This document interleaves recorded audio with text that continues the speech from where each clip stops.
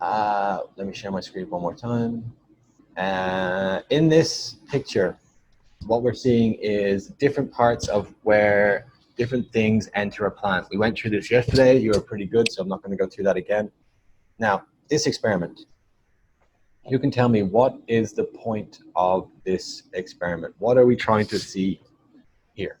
What is the reason that we would conduct an experiment like this? Dino?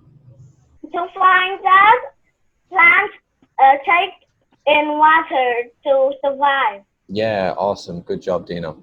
So what you always see with this experiment is if you have two cups, and in one cup you put a plant, and in another cup you do not put a plant, what you are going to see is the plant absorb water. Over time, the water in the cup with the plant will disappear because the plant is drinking it.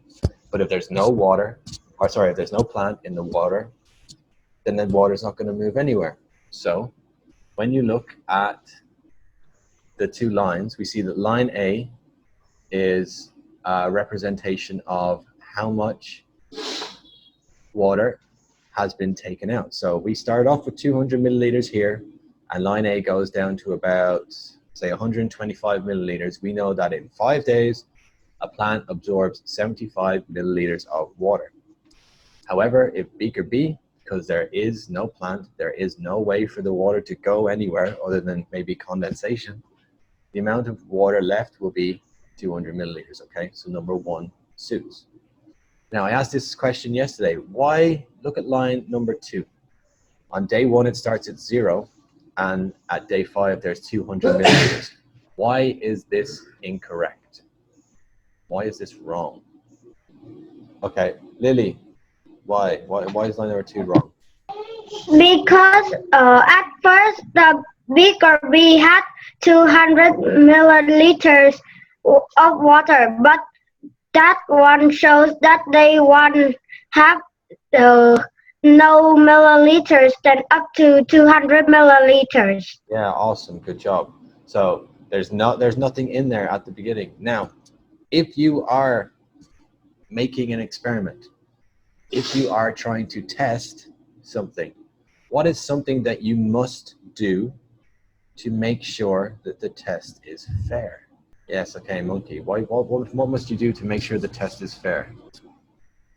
Um, this you must keep constant all the variables Yeah. and only say it for the variable that you want to test. Yes, good job, Monkey. Well done. So, when you are having an experiment or having some kind of test and testing to see if something works or testing to see if something works the way you want it to work, what you need to make sure is that, as Monkey said, all the variables are the same.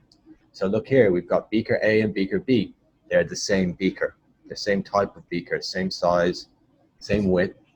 We have 200 milliliters of water. We've got 200 milliliters here, 200 milliliters here. We put in the same amount of water. We've also got a layer of oil on top of each one. So the layer of oil there and the layer of oil there. So in terms of the variables, apart from the one that we want to test, which is how much the plant going to absorb, we make sure that there's 200 milliliters. We make sure the beakers are the same. We make sure the oil is the same. So if we were to look at line number 2, it's not a fair test because we're saying that there's 0 milliliters of water. If you are trying to test how much water disappears and you start off with 0, well then all the water is going to disappear because there was no water to begin with, right? What about line number 4? Why does line number 4 not work? Dino? But how about the water evaporate? Yeah, so what, like that's something that's always going to happen, right? So okay, let's take beaker A for example, okay? So beaker A has a plant in it, and we've got beaker B. What do we need to do to make sure that evaporation, if it happens, it's the same? What are you going to do to the two beakers to make sure that you get the same level of evaporation? We make a lid. We make a lid, okay. It's still going to make the water evaporate though, right? It's still going to come. So even if you put a lid onto a glass, and you still put the water out in a hot place, there's still going to be some evaporation. It's going to happen. But what can you do to the two beakers to make sure that the level of evaporation is the same? That variable stays constant with two beakers. Yeah, Lucy, what do you think the layer of oil is for? The layer of oil is to keep the water from evaporating. Yeah, so what we do there is we can do two things. So we can, as P said, we can put them somewhere to make sure that the level of sunlight is the same. But the layer of oil is also going to stop some of the evaporation from actually happening. Preventing evaporation from happening is obviously key to this experiment. Evaporation isn't something that's very easy to control. That's a variable that kind of falls outside of what we can do, right? We can't turn around and say, well, we know that there's going to be 20 centimeters of evaporation today. We don't know that. We can't say that. But putting a layer of oil is going to stop that to some degree. What we need to do, make sure when we conduct the experiment that we make sure the test is fair. We can't use line 4 because that's only got 100 milliliters of water. Yes, okay, it reflects what you see in line A, but the 100 milliliters at the start is not correct. Line 2, you cannot start with 0 milliliters because that's not a fair test. That's not how the beakers are set up. Line 3, we could say that's correct, but there's no plant in beaker B. There's nothing to absorb any of the water from it, so that can't be correct. So the only answer is line 1. If you did put a small plant into beaker B, then maybe you would get the same effect as beaker A. But what we need to make sure is that we follow the same test criteria, that we follow the variables which exist, right? Okay. Does anybody have any questions about that? Let's keep going. Okay, so this one we didn't get to yesterday. So let's go through this together now. A plant with 2 white flowers. The flowers are called X and Y. They are placed in a beaker containing red colored water. One ring of the stem was removed and at position A, and another ring of the stem was removed at position B as shown in the diagram below. So I was taken off with one bit of the stem here and another bit of the stem here. After a few days, flower X remained white while flower Y turned red. Based on this observation, which tubes were likely to have been cut and removed at positions A and B? And remember, there's 2 types of tubes in a plant. One starts in the roots. So the tubes go from the roots and transport water all around the plant. The other tubes start in the leaves and they work their way around the plant. Now, at position A, there were some tubes taken away. At position B, there were some tubes taken away. So if you were to look at 1, 2, 3, and 4, tubes that were moved at position A, what do you think they were? B, what tubes were removed at position A? Yes, Dino. Because it is number 3 because if the X still remain white, so we cut the water carrying tube and the position B have the color, but so it has to be cut the food carrying tube. Okay, so yes, you're right. Okay, so if we know that flower X does not change color, we know that the red colored water does not get carried to flowered X. Okay, so the water carrying tubes must be cut at position A. If the water does not, the red water does not get to this flower, the tubes at position A must be cut. Now, the tubes at position B would be the food carrying tubes. If flower Y is showing to turn red, then the water and the red water that was collected here must be able to get there. So let me try explain this. I'm going to add some color for it. If flower X does not turn red with the red colored water, the red colored water is here and the tubes go up. So they go up, they go up, they go up. but they stop here. They can't go any further, which meaning that this white flower stays a white flower. The water tubes do not go any further, which means that they cannot get to here. So we take position B then. So position B, we have these food tubes. The food tubes go from the leaves and they go all around the plant, right? But at this point, we make a cut at position B. So at position B, we cut the food carrying tubes. What's going to happen now is the food cannot get to the roots, but it can still travel around here. Now, in doing that, we have not cut the water carrying tubes at position B. So the water can still go all the way up and into the flower from here, and we get a nice blue colored flower, okay? What we do there is we have a look, we make cuts at these two positions. This cut stops the water carrying tubes from getting to this flower. Here, the water carrying tubes are not cut, so the colored water can get to the flower. And what we have cut though is the food carrying tubes. That all makes sense?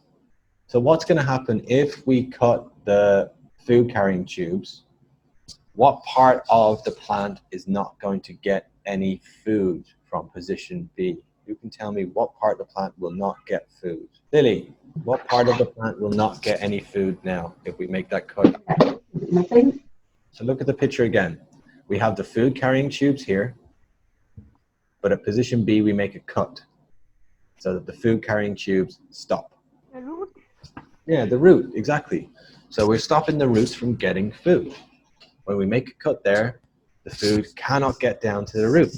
So by making that cut, we stop the roots from getting any type of food, okay? What do you think would happen if we made a cut at position A and we only cut the food tubes, we did not cut the water tubes? What is going to happen to the flower at flower X? Let's see, who have we not had for a while? Ming Cho, what is going to happen to flower X if we make a cut on the food tubes, not the water tubes? I think it will die. It will die? No. Okay. Let's have a look here. Rosie, what will happen to flower X if we cut the food tubes at position A and not the water tubes?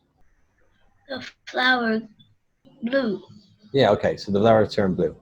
So if we did the same at position A, rather than cut the water tubes at position A and we cut the food tubes, what would happen to flower X? Is it going to change color or is it not going to change color? Remember, we cut the food tubes, not the water tubes. Okay, P, tell me, will it change color, yes or no? They will change the color. Yeah, it's going to change the color, right? So let me try explain that to you. I'm going to clear it again, okay? Clear all my drawings. So we'll actually use the right colors this time, okay? So here we have lots and lots of red colored water, okay? We know the purpose of a root is to take water from the surroundings and to bring it up, always up, never down, around the plant, okay? So here at position A, we have made a cut. And when we make this cut, we are stopping the water from going up any further. Now, we also know that plants make sugar, okay? They make sugar in the leaves, here, here, here, here, and then they bring this sugar all over the plant, everywhere, every single part, okay? So, we know the roots bring water up the plant, and the leaves bring sugar around the plant. So we've got two types of tubes, one water and one food.